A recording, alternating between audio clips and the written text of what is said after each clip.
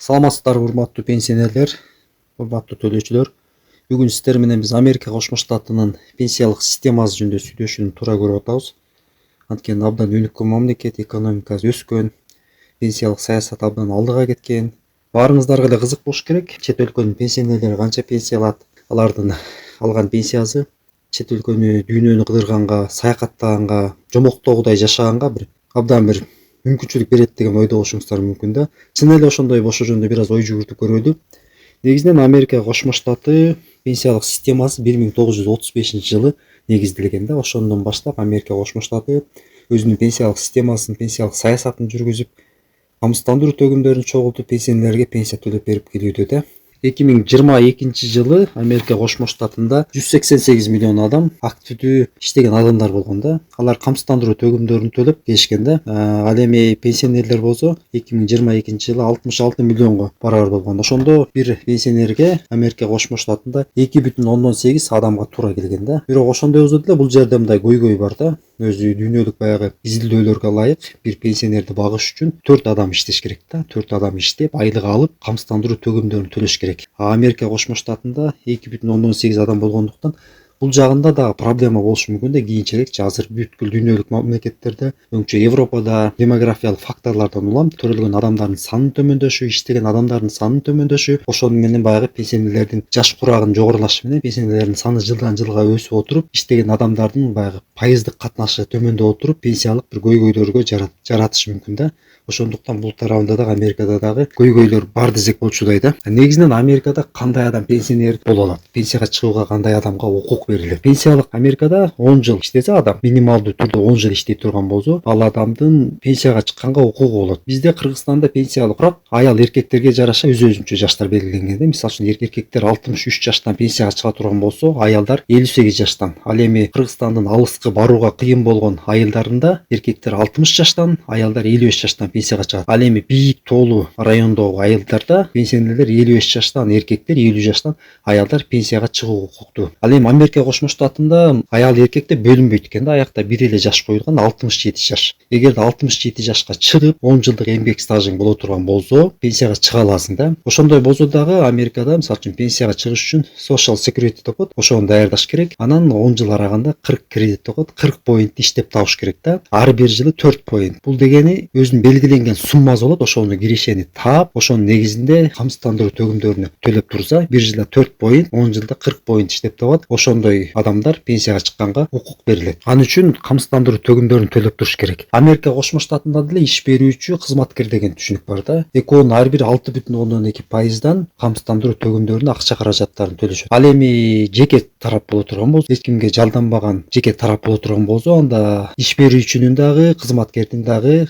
камсыздандыруу төгүмдөрүн өзү ишке ашырат да. 10 жылдан ашык жарандар иштеп 67 жашка келсе, ал адам пенсияга чыга алат. Бирок ошондой болсо дагы өзүнүн шарттары бар да. 62 жаштан дагы пенсияга чыкса болот. Ал үчүн чектелип турган пенсиянын 25-30%на чейин пенсиясы төмөндөп төлөнүп берилет. 67 жаштан толук төлөнсө, 70 жаштагы адамдарга пенсия 25-30%га пенсиясы үстөк кошулуп эсептелип берилет да. Мындайча айтканда пенсиясы көбөйтүлүп берилет. Бирок статистикага таяна турган болсок, Америкада 10% гана адам 70 жаштан пенсияга чыгууга макул болгон да. Мисалы бир жаранга айына $2000 тегерегинде пенсия чектелип турган болсо, ал адам 62 жашында пенсияга чыгам деп макулдук берип, ага эсептелген пенсия $2000 ордуна $1,500 болуп эсептелип чыгат да. 67 жашында толук $2000 төлөнөт. Ал эми 70 жашка чыкканда пенсиясы 25-30%га көбөйгөндүгүнүн себебинен пенсиясы $2500 жеткирилиши мүмкүн. Негизинен пенсия өзү кандай болуп эсептелип берилет? Америка Кошмо Штатында пенсияга эсептелине турган сумманы порцияларга бөлүп алат да. Мисалы бир жаран 10 жыл иштеди дейли, 10 жылда иштеген кирешесин эсептейт. Ар бир жылдар боюнча баягы инфляцияны эсепке алып индексация жүргүзүлөт. Ошол иштеген кирешесин 35 жылга бөлөт. 35 жылга бөлгөндө 1 жылдык кирешеси чыгат, ал кирешени кайра 12ге бөлгөндө 1 айлык кирешеси чыгат. Мына ушул чыккан 1 айлык киреше менен Америка Кошмо Штатынын пенсиясы эсептелип чыгат. Мисалы Америка Кошмо Штатынын жаранын 1 айлык кирешеси эсептелип чыкса, ошол кирешеден $1115 бөлүп алат. Бул пенсиянын биринчи порциясы болот. Ал акча каражатынын 90%ын эсептейт дагы, пенсиясын эсептеп чыгат ошонун негизинде. Адан кийинки суммасы дагы $1115 кемиткенден кийинки айлыгы $6721 боло турган болсо, анын 30% пенсияга эсептелинет. Ал акча каражаттарын кемиткенден кийин дагы калган айлыгы $23,360 барабар боло турган болсо, ал акчадан дагы 15% эсептелип чыгат. Ошонун жыйынтыгында баштагы 90%, 32%, 15% ошолордун баардыгы эсептелинген сумма кошулуп Америка жаранынын пенсиясы болуп эсептелинет. Бирок өткөн жылдардагы пенсиянын суммасын эсепке ала турган болсок, Америкадагы эң максималдуу пенсия $3,627 болгон. Бул максималдуу пенсиядан дагы жогорку пенсия алган мамлекеттик кызматкерлер бар. Мисалы, Америка Кошмо Штатындагы полицейскийлер, аскер адамдарына $5,000 ары пенсия алышат да. Эгерде Америка Кошмо Штатынын экс-президент боло турган болсо, аларга $17,000 ашык пенсия чектелип берилет. Орточо пенсия $1,845. Эң минималдуу пенсия $50 тегерегинде болгон да. Мындай аз пенсияларга Америка Кошмо Штатында кошумча пособие түрүндө федералдык бюджеттен төлөнүп турулат да акча каражаттары.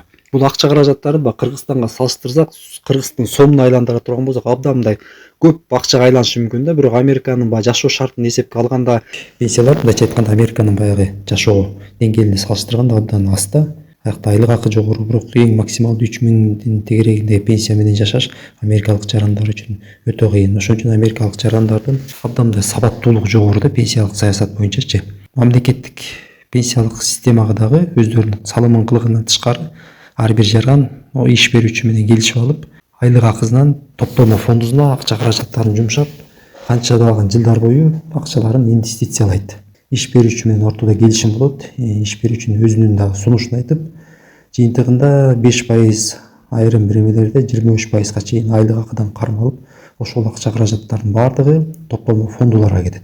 Ошону менен бирге иш берүүчү дагы кызматкерди колдоо максатында өзүнүн шартын айтат. Балки 5% иш кызматкердин айлык акысынан топтолмо фондуга кете турган болсо, иш берүүчү дагы 5%, балки анын 50% ошо өзүнүн шартына жараша мэтч кылат. Кызматкерди колдоп, ошол акча каражатын иш берүүчү дагы которуп берет. Ал акча каражаты иштеп, кийин ошол пенсионердин, кызматкердин пайдасы үчүн иштей турган акча каражатына айланат да. Статистикалык маалыматтарына таяна турган болсок, орточо ар бир жаран Америкада $200,000 ашык топтолмо фондуларынан киреше тапкан да. Американын көпчүлүк адамдары пенсияга чыкканда миллиондон ашык топтолмо фондунун акчаларын өздөрүнө алышкан. Убагында топтолмо фонду акчаларын сала берген.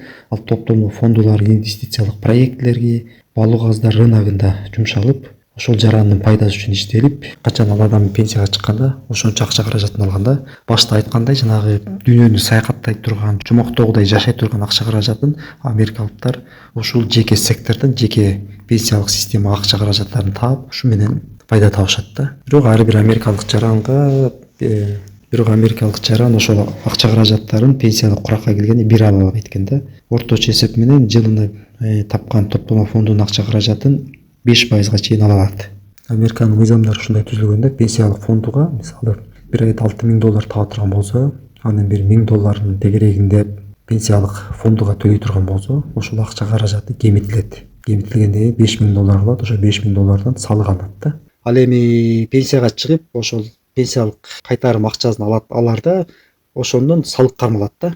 Американын жарандары ошо жеке пенсиялык фондуларга акча каражатын которгонго абдан кызыктар. Анткени аяктын экономикасы абдан өнүккөн, баалуу кагаздар рыногу, инвестициялык каражаттар болгондуктан ал акча каражаттарын пайдаланууга Американын жарандары кызыктар да. Ал эми Кыргызстан боюнча ала турган болсок, бизде деле 2010-жылы мамлекеттик топтолмо пенсиялык система киргизилген да. Өздөрүнүн айлык акысынан 2%дан төлөп, акчалар иштеп, бүгүнкү күндө чегерилген жана инвестициядан кийинки акча каражаттарын алып жатышат да. Ошондуктан Кыргызстанда экономика өсүп, дагы алдыга жылуулар боло турган болсо, биздин жарандар дагы баалуу кагаз рыногу болобу же инвестиция болобу дагы жакшы жолго түшүп, ошого кошумча каражаттар талап кылына турган болсо, Кыргызстандын эли дагы өздөрүнүн топтолмо каражаттарын ушул тармакка жумшап, мындан ары мындай кызыгуулар артат деген ойдомун.